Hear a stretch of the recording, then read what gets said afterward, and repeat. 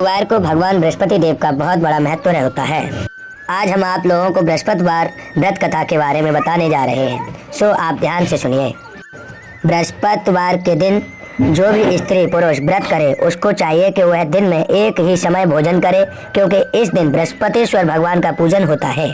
भोजन पीले चने की दाल आदि का करें, परंतु नमक नहीं खावें। पीले वस्त्र पहने, पीले ही फलों का प्रयोग करें, पीले चंदन से पूजन करें।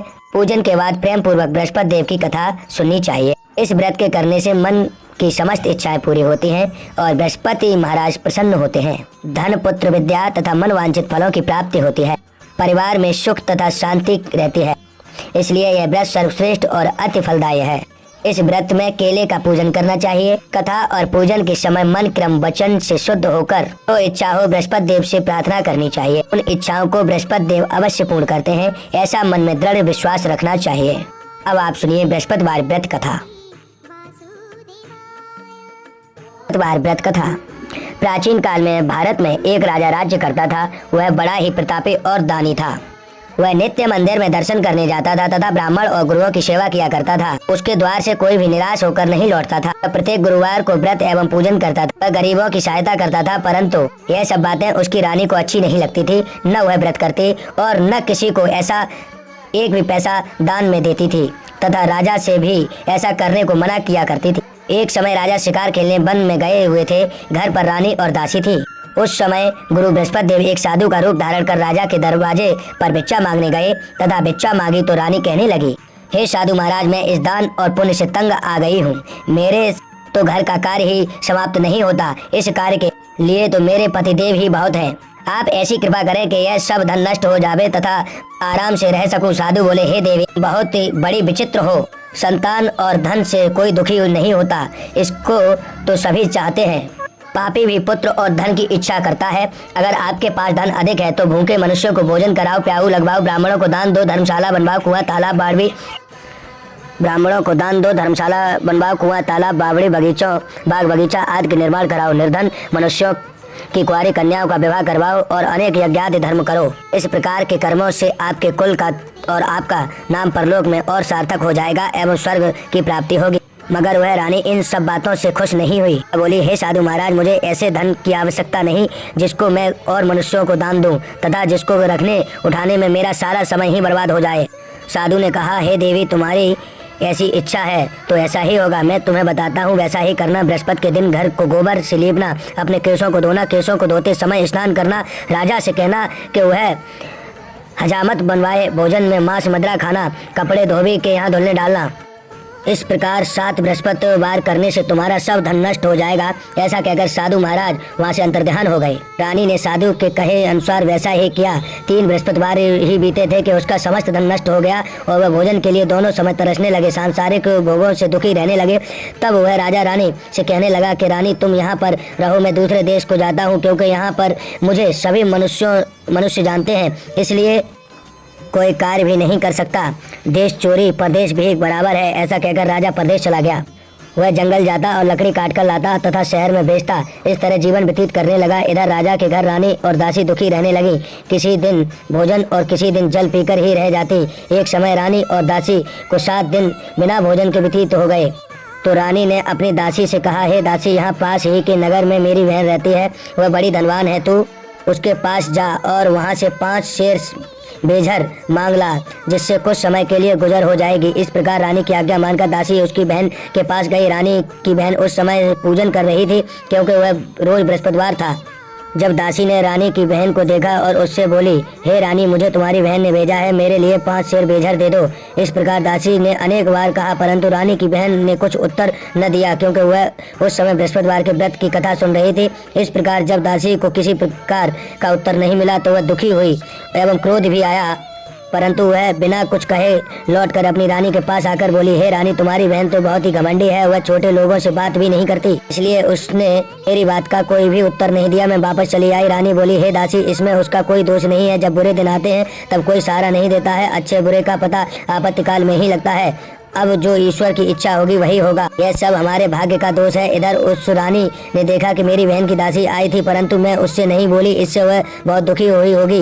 यह सोच कथा को सुन और विष्णु भगवान का पूजन समाप्त कर वह रानी अपनी बहन के घर गई और अपनी बहन से कहने लगी, हे बहन, मैं बृहस्पतिवार का व्रत कर रही थी, परंतु तुम्हारी दासी गई, परंतु जब तक कथा होती है तब तक न उठते हैं और न बोलते हैं, इसलिए मैं न बोली। कहो दासी क्यों गई थी?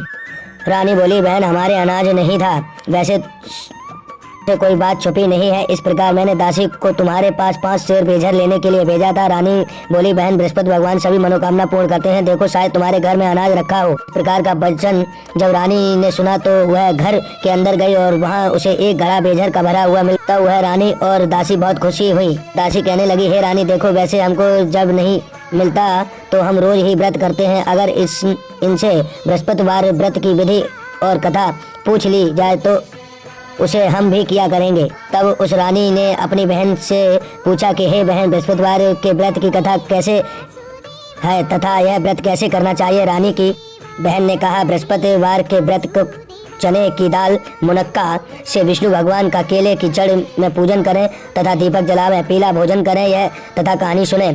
इससे बृहस्पति भगवान प्रसन्न होकर अन्न, पुत्र व धन देते हैं। इस प्रकार रानी और दासी दोनों ने निश्चय किया कि बृहस्पति भगवान का पूजन जरूर करेंगे। 7 दिन बाद जब बृहस्पतिवार आया तो उन्होंने व्रत रखा।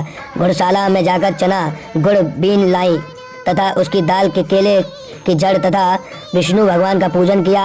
अब भोजन पीला कहाँ से? बेचारी बड़ी दुखी हुई, परंतु उन्होंने व्रत किया था, इस कारण गुरु भगवान प्रसन्न थे।